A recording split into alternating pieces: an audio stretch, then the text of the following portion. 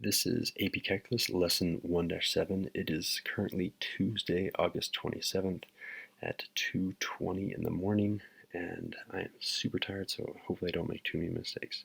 Today we are talking about instantaneous rates of change. So this is like the true calculus lesson. Finally, we're talking about derivatives, the first area of calculus. So today's objective is to draw tangent lines on graphs and to recognize where the graph is not differentiable. So notice that both of those have to do with graphs. And you're probably already asking, wait, what is differentiable? Unless you're Claire or Arrow, and then you obviously know. Okay, but onwards. So rates on a graph. So let's say I have this graph, and I chose random x coordinates, A, B, C, and D. How do you do average rate of change? This is review from 1-6, yesterday's lesson. Average rate of change. Graphically, that's represented by doing what? What do I do on this graph? And if you said, make a line, you're shouting it out right now, you are totally correct. In order to find average rate of change, you do just a line segment from the start of the interval to the end of the interval. So do write that on your notes as a good review. This is the average rate of change.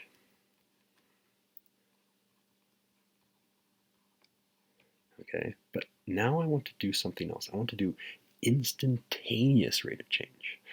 So the way to think about instantaneous rate of change is to, in your mind's eye, slide this dot with the line still there, slide that dot all the way along this curve until it gets on top of this point. And you might be seeing, okay, well, and don't write this down. So like from maybe if the dot's right here, it goes right there, and if it's here, it goes right there. Well, maybe not right there, but like right there. And eventually when the dot is on top of each other, then that is going to be the line that you're going to be making, which is called the tangent line. So let me go and actually make this. You're copying this down right now. If you haven't realized already, you do need a ruler for this lesson. I'm sorry, I should have said that right from the get-go. So this is going to be the tangent line. This tangent line goes through the point, and it only touches the curve of the graph once. Well, at least in this local area. Maybe it touches twice. Like, for example, this point might touch it once right at this point, and maybe another time down here somewhere. But locally, it touches the curve one time. It's very special. It's called the tangent line. So this is the instantaneous rate of change. We'll label this. I can't spell. Instantaneous. E-O-U-S, rate of change. Rate of change.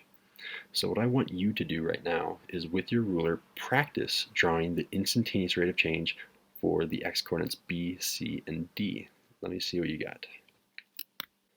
All right, so those are my instantaneous rates of change. Notice that they look like they do. All right, so what do I mean when I say instantaneous rate of change? I already talked about one of the synonyms. I'm talking about the tangent line to the curve. So if I say instantaneous rate of change, in your mind you should associate that, oh, he's talking about the tangent line. And also that's equal to, that's called the derivative. And also in your mind's eye you should be thinking of the abbreviation for the derivative, which is, if I have a function f of x, it would be f prime. So f prime, instantaneous rate of change, tangent line derivative, these are all the same word. You need to associate all of those. I'll be using them interchangeably. I'll probably be using f prime probably more than any of them. But yeah, make sure you know them all. Example 1. So again, more sketching of tangent lines. So first, sketch all the tangent lines for these 4 points. And then we're going to say whether it's positive, negative, or 0 for the slope of that tangent line. All right, so pause the video now, do that. All right, we're back. That's what my tangent lines look like. Notice that some of them almost kind of blend into the curve, some of them not so much. All right, so now for each of them, for g prime of a, since this is g of x, g of a, if I take the derivative, the g prime, what is the slope? Is it positive, negative, 0? And you should know back from algebra 1, if I go from left to right, uphill, that's positive. So I'm going to say this one is positive, it's greater than 0. That's how you write positive. This one goes downhill from left to right, so that one's negative, and you should be able to fill in the rest if you haven't done so already. This one is not going up or down, it's flat. When it's flat like that, that is equal to 0. It has a slope of 0. This one is going down, so it's less than 0. A lot of your homework is similar to example 1. Let's talk about differentiability. This is like one of those really big key definitions. So where is a function not differentiable? Where does f prime does not exist? Well, first it's wherever you have something that's discontinuous. Discontinuous. Okay, so good review right now. What are the 4 types of discontinuities? Pause the video now. Shout them out. What are the 4 types? All right, so hopefully you shout it out. Holes, gaps, ends, and vertical asymptotes, VAs. All right. Second is sharp corners. Sharp corners. Of course, there's a technical definition of sharp corners, but anything that looks sharp is a sharp corner. Boom, that's a sharp corner.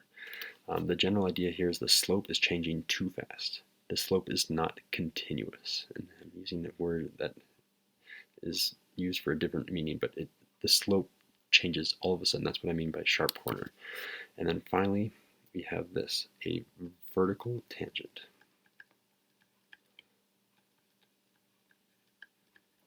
So I'm going to leave pictures. So sharp corner looks like that, a V, or maybe you want to do something like that.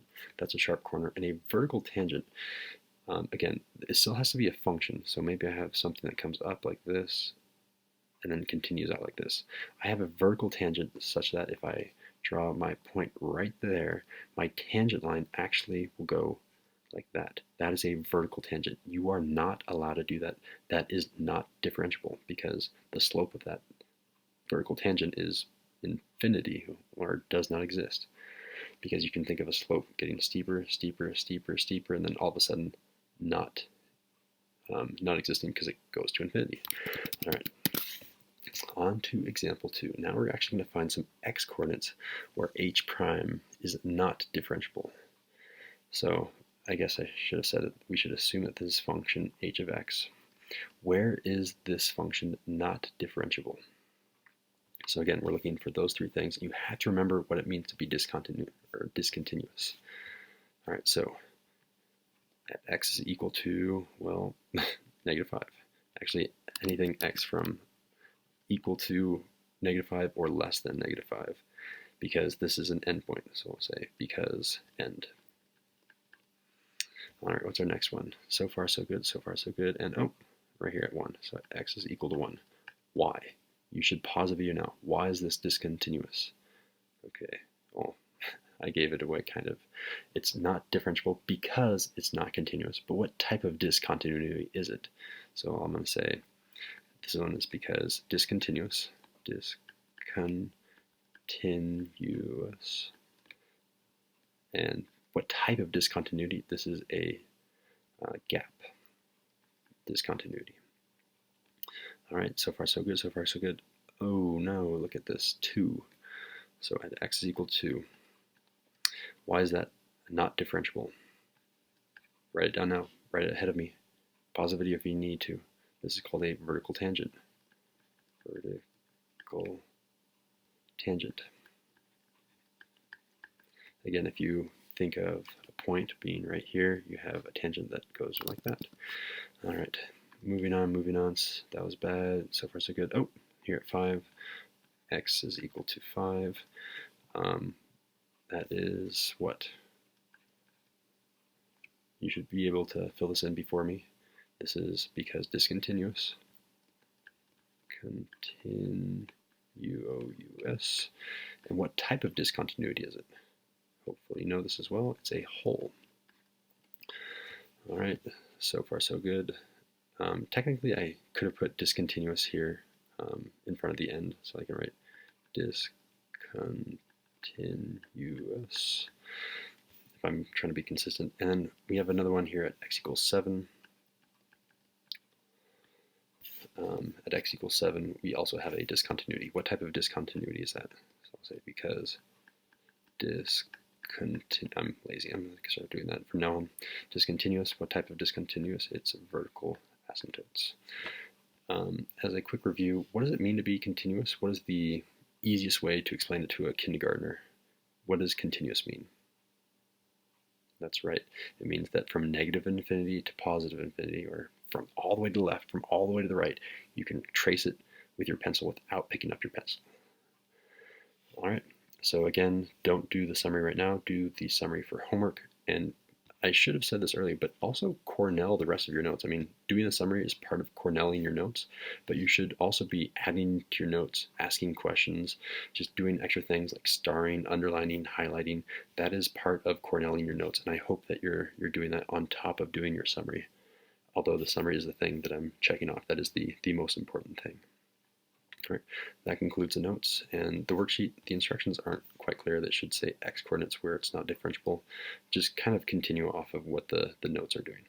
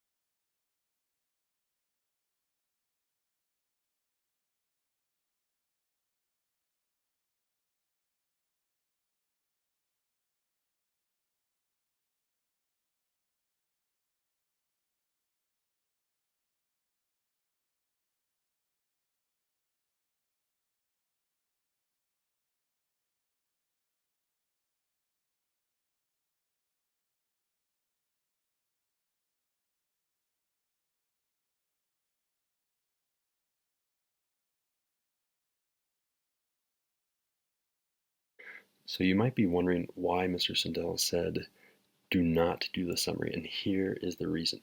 It's called the rate of forgetting. You will get this handout when I come back. So let's pretend we did the notes. So we are right here. We just did the notes, we're on this line. So after 18 minutes, we've already forgotten half of the stuff that I just taught. Within one day, I'm down here to 42, 43%. Within 7 days, I'm down here to like 35-ish%. That's only doing the notes. But what happens if within 18 minutes I do some review like Khan Academy? Then I jump back up here to this line. So if I do notes and then Khan Academy, then I stay on this line. And within one day, I've remembered 70%. Within 7 days, I've remembered 60%. So that's reviewing twice. I'm on this curve. But if I do review 3 times, then I'm on this curve. Then this review may be doing the summary or Cornelling my notes. Then I'll be on this line. This line means that within 7 days, I'll remember 80%. You're shooting for B here. And then you stay on this line. But what if I review again? What if Mr. Sindel, for example, gives me a quiz or gives me a test or makes me do flashcards on Quizlet? All of this constant review with time to forget in between will get you on these higher curves so you can't forget as much. Notice that when you're on these curves that are the 1 to 3rd time reviewing out here, this curve right here, you never really go below 80%. You can't really get a C if you review that 3rd time correctly. So that is the curve of forgetting, the rate of forgetting, which is make sure you have time to forget and then review. Time to forget and then review. All right, that concludes today's lesson. So what you're doing right now, just as a review, is you're going to Khan Academy and you're doing these lessons as you get the 100%, you're going back to your unit guide and entering if you got 100% or whatever. And again, don't type the percent, just the number.